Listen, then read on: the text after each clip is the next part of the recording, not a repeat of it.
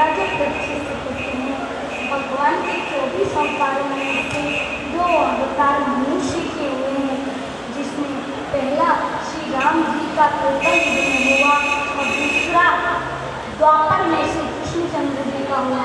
बोले जो श्री राम जी थे वो मर्यादा पुरुषोत्तम थे, जो श्री कृष्ण थे वो लीलाधारी थे। जो मर्यादा पुरुषोत्तम श्री राम हैं उनके चरित्र को कोई भी धारण कर सकता है। जो राम जी ने किया वो सबको चरित्र के माध्यम से समझा दिया, और जो कृष्ण ने किया वो करना बहुत ही कठिन है। जो राम जी ने मर्यादा प्रकट की वो हर एक इंसान कर सकता है, पर जो कृष्ण जी ने की उसको करना असंभव है। श्री राम मर्यादा पुरुषोत्तम है और श्री कृष्ण लीलाधारी योगेश्वर हैं।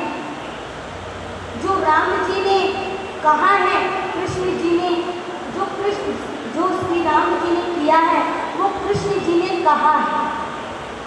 राम जी ने जो किया है करके दिखलाया है संसार के जीवों को, वो कृष्ण जी ने कह के समझाया है। यदि आप सोचे कि इसमें क्या खास है जो कृष्ण करेगा कर दिया वो हम नहीं कर सकते, तो ध्यान दीजिए 6 दिन का बालक पूतना जैसे राक्षसी का उद्धार कर दिया। आजकल के 6 दिन के बालक का तो आँख खोलना भी ढंग से नहीं आता। एक 7 महीने का 6 महीने का बालक सत्तासुर का उद्धार करता है। 1 वर्ष का बालक अग्निपान करता है। 5 वर्ष का बालक शेष नाग जो होते हैं नाग पर प्रहार करता है, महाराज रचाता है। वो कौन कर सकता है? और कोई विचार करे कि अरे कृष्ण को महाराज रचाता है, ये तो धर्म के अनुकूल है, अधर्म है। तो नहीं, धर्म के अनुकूल है। क्यों अधर्म नहीं है? जो कृष्ण थे उनकी अवस्था बाल के समान थी, 5 वर्ष की थी। उनके अंदर मात्र भाव था जब उन्होंने घास बचाया। तो आइए सुखदेव जी महाराज कहते हैं कि सबसे पहले हम आपको श्री राम जी के वंशों का वर्णन करते हैं और राम के चरित्र को श्रवण कराते हैं। नारायण जी के पुत्र हुए ब्रह्मा, ब्रह्मा के हुए मरीचि, मरीचि के हुए कश्यप, कश्यप के हुए विवस्वान यानी सूर्य, सूर्य के हुए दूसरे विवस्वान, और दूसरे विवस्वान जो हुए और उनके हुए सुदुम्न सरियाती। जो सुदुम्न थे उनसे एक बार गलती हो गई कि माता पार्वती जी के साथ शंकर भगवान एक बार जिस पर्वत पर विहार कर रहे थे उसी पर्वत पर अचानक सुदुम्न जो थे सैनिकों के साथ भ्रमण करने निकल गए, और अचानक ही राम जी की इच्छा से माता पार्वती जी को शंकर जी को उन्होंने देख लिया। माता पार्वती जी बहुत शर्मिंदा हुई और शंकर भगवान जी को छोड़कर चली गई। शंकर भगवान जी ने श्राप दे दिया कि आज के बाद इसी समय से जो भी व्यक्ति या पुरुष इस वन में आएगा वो स्त्री हो जाएगा। उसी समय सुदुम्न स्त्री बन गई। फिर वशिष्ठ जी की कृपा से 1 महीना के लिए शंकर भगवान के प्रार्थना करने पर वशिष्ठ जी के माध्यम से 1 महीना स्त्री होते तो 1 महीना पुरुष। जब 1 महीना स्त्री होते तो वन में रहते, जब 1 महीना पुरुष होते तो जाके राज्य संभालते। इसी वंश में आगे चलकर जो विवस्वत मनु थे उनके दूसरे पुत्र हुए सरियाती। सरियाती के यहाँ एक कन्या का जन्म हुआ जिनका नाम था सुकन्या। सुकन्या बहुत लाडली थी। सुकन्या और सैनिकों को लेकर सरियाती वन में गए, पर अचानक बाल्यावस्था के कारण सुकन्या ने चवन ऋषि के तपस्या करने बैठे चवन ऋषि के नेत्रों पे कांटे चुभो दिए। ऐसे जान पड़ा कि जैसे कोई बिल बना हो। ध्यान समाधि में बैठे थे, शरीर में दीमक लग चुकी थी, झाड़ियाँ शरीर पे लग चुकी थी, समझ में नहीं आया। उन्होंने कांटे चुभो के देखा तो आंखें फूट गई।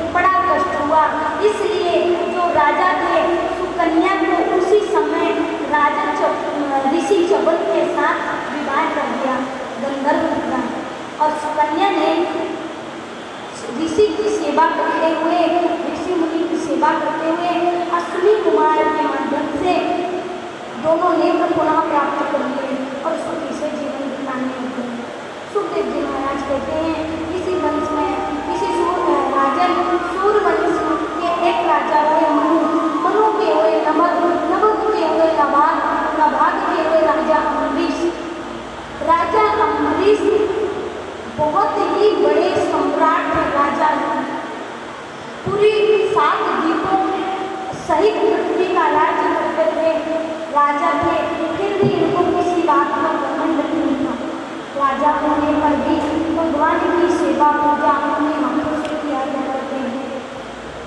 एक बार क्या हुआ, एकादशी का निर्जला व्रत था, जिसके कारण दूसरे दिन द्वादशी आने पर दुर्वासा जी उनके यहाँ पहुँचे।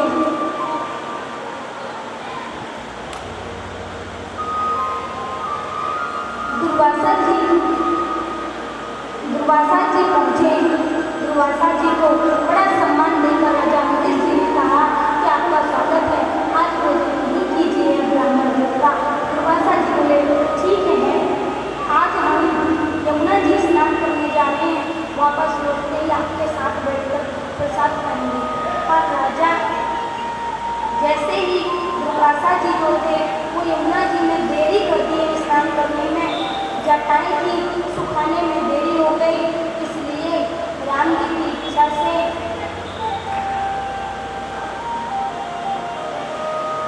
राजा अम्बरीश ब्राह्मणों के कहने पर भगवान के चरणामृत का पान कर लेते हैं कि द्वादशी के दिन ही त्रयोदशी लगने वाली थी, तो चरणामृत का पान कर लिए। उसी समय दुर्वासा जी आकर के देखे और देखते ही श्राप देने गए, बोले कि अरे ब्राह्मण, हमें निमंत्रण देकर और सबसे पहले ही खाने लगे।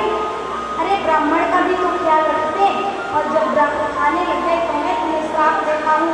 अपनी जटा उखाड़ कर पटकी और उसी में से कृत्या प्रकट हो गई, कृत्या नाम की राक्षसी।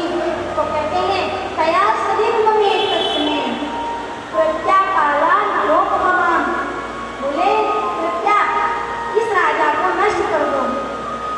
कृत्या जैसे राजा की ओर चलने लग गई तो सुदर्शन चक्र प्रकट हो गया। सुदर्शन चक्र राजा अम्बरीश की रक्षा के लिए था। उसी समय कृत्या को भस्म कर दिया, फिर दुर्वासा जी के पीछे पड़ गया। दुर्वासा जी तीनों लोक में बैठ गए और किसी ने बैठने तक को नहीं कहा। सुदर्शन दुर्वासा जी के पीछे था। कहते हैं, कहाँ न बैठे कहाँ न रोही, रात को सखी राम कर रोही। किसी ने भी बैठने तक को नहीं पूछा। राम जी की इच्छा से फिर शंकर जी के पास गए।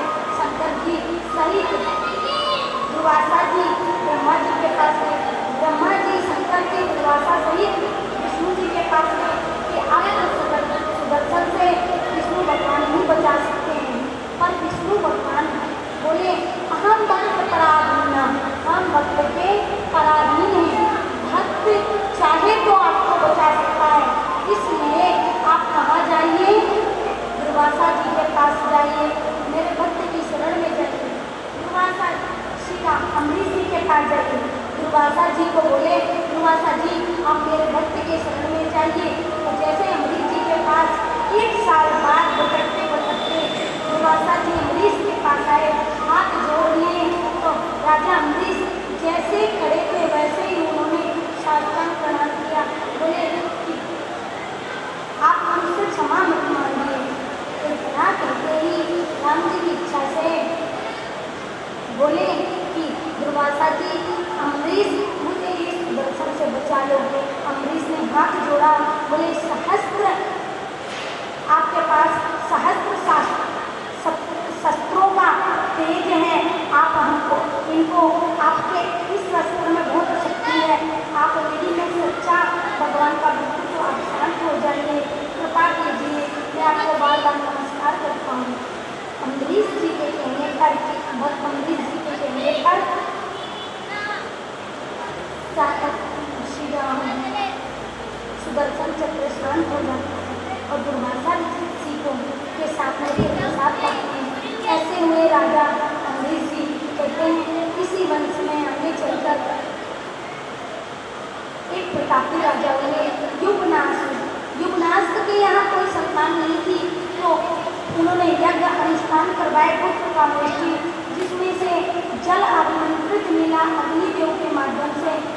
एक बार क्या हुआ कि उस जल को पत्नी को देना था, पर गलती से प्यास लगने पर रात्रि को युवनाश्रम जी ने खुद जल पी लिया, जिसके कारण उनके पेट में पुत्र रह गया। आप तो बोले कि पुत्र को सामने कैसे लाया जाए, तो पेट को छीन करके पुत्र निकाला गया। जिसको अब दूध कैसे पिलाया जाए, इस बात की चिंता हुई तो इंद्रदेव ने आकर के अपनी स्त्री से दूध पिलाया, इसलिए उसका नाम मांददाता हुआ। मांददाता के लिए मुचकुंद के हुए त्रिवंदन, त्रिवंदन के हुए त्रिशंकु, त्रिशंकु के हुए राजा हरिश्चंद्र। कहते हैं राजा हरिश्चंद्र ने अपने सत्य का पालन करने के लिए सब कुछ त्याग कर दिया, बीवी बच्चे सबको बेच दिए और उन्होंने सत्य का पालन